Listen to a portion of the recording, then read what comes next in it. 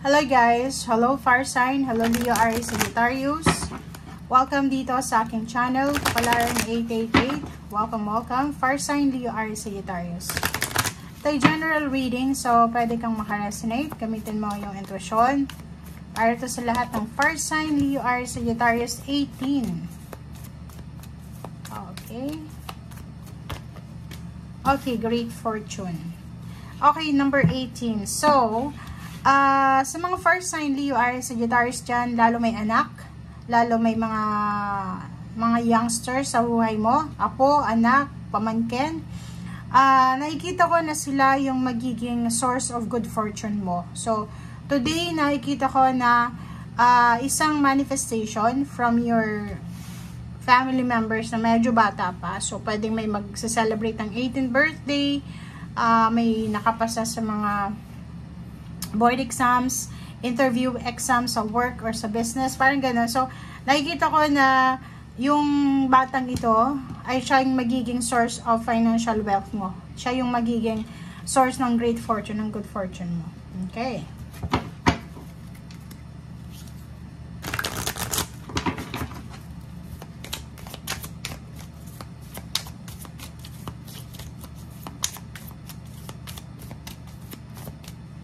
Okay.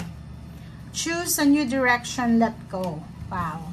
So, nakikita din natin dito, Fire Sign, Leo, Aries, Sagittarius, na if maraming disappointments ka, maraming mga distractions, or pwedeng rejections ka na naranasan for several months, several years, or ano pa man, sinasabi ng barya sa'yo dito na as much as possible, huwag ka nang bumalik sa dating direksyon na tinatahak mo, choose a new direction. So, sinasabi, baguhin mo kasi 'di ba minsan hindi tayo swerte sa lugar na kinalalagyan natin, minsan hindi tayo swerte sa relationship na meron tayo.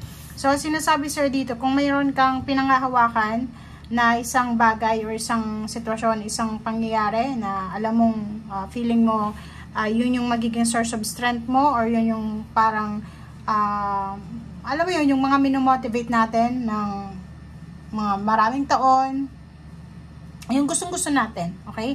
Like example, gusto mong manalo sa loto, or gusto mong yumaman, gusto mong mag-ibang bansa, pumunta ng isang specific na country, magbakasyon, and as of the moment, wala pang possibilities and opportunities na ganon. So, let go mo muna. Let go the situation, let go and choose different direction, diba? Bagong direction. Huwag kang mag-focus sa mga bagay-bagay na mga outdated na, okay? Parang sinasabi sa'yo na napakalawak ng mundo. Kung hindi ka swerte sa isang lugar, sa isang relationship, sa isang trabaho, sa isang business, marami pa, okay?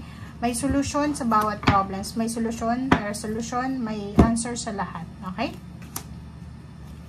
Okay. Nakikita ko sir dito na may ibang Fire Sign, Leo, Aries, Sagittarius na sobrang busy. Napaka-busy nila sa ginagawa nila. At ang King of Rods na to is parang yung sobrang business niya sa trabaho, nakafocus siya sa detalye. Ayaw yung magkamali eh. 'Di ba? Parang ang first sign nito is wala siyang sasayanging oras kasi kailangan niyang mag-save ng money, or kailangan niyang maka-accumulate ng isang or ng lump sum of money or ganito ganyan. So, nakikita natin yung King of Rods dito. So, sobrang prosperous ang taong ito kasi kung ano man tong ginagawa niya sa ngayon, kung ano man tong trabahong ginagawa niya, rest assured na may positive outcome ito. Okay?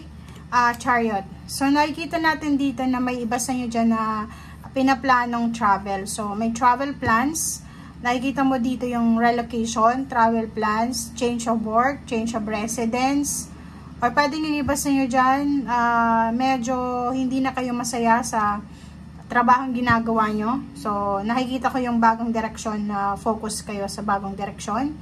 And nakikita natin yung mabilis na progress, mabilis na movement ito. Okay?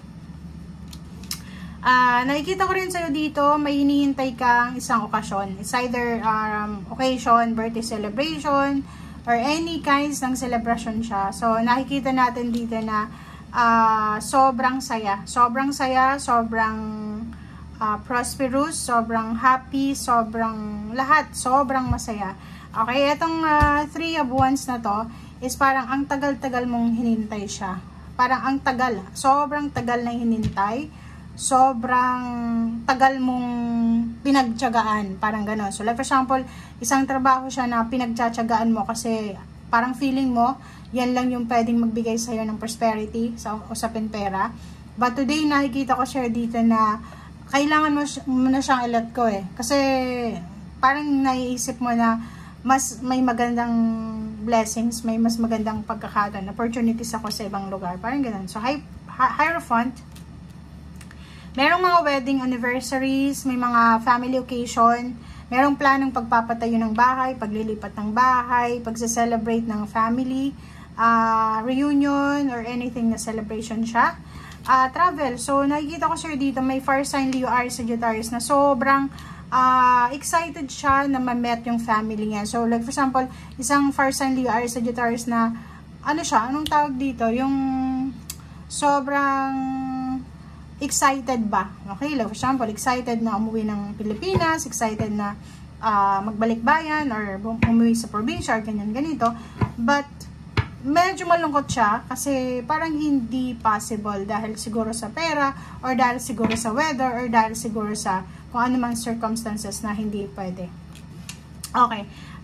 Ten of Swords, and then Strength. So, nakikita ko sa emotional mong pamumuhay, wala kang namang masyadong issue ngayon kasi yung air signs energy na Gemini na andito is parang nakikita ko sa'yo dito na no more regrets, and nakikita ko na yung sobra yung emotional strength mo ngayon.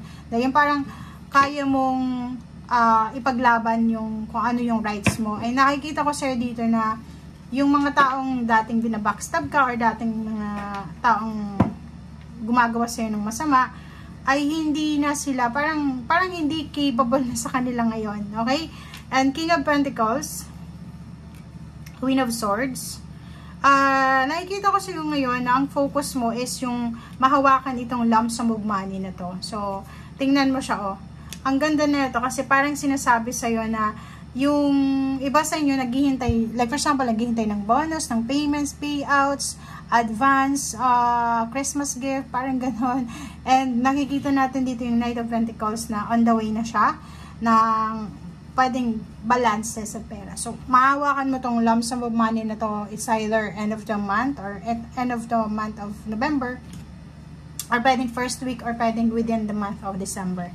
Okay, and last card natin is Nine of Swords, and then Page of Pentacles. So, yung mga iba sa inyo dyan, fire sign Leo, Aries, Sagittarius na naghihintay na yung parang hindi na makatulog sa kaiisip kung saan makukuha ng mga financial na pangangailangan nila. So, nandito na, sinasabi sa'yo na on the way na yung clarity, on the way na yung source, parang ang liwanag na. So, huwag kang masyadong mag-alala kasi andito na. Okay? Thank you guys. Bye!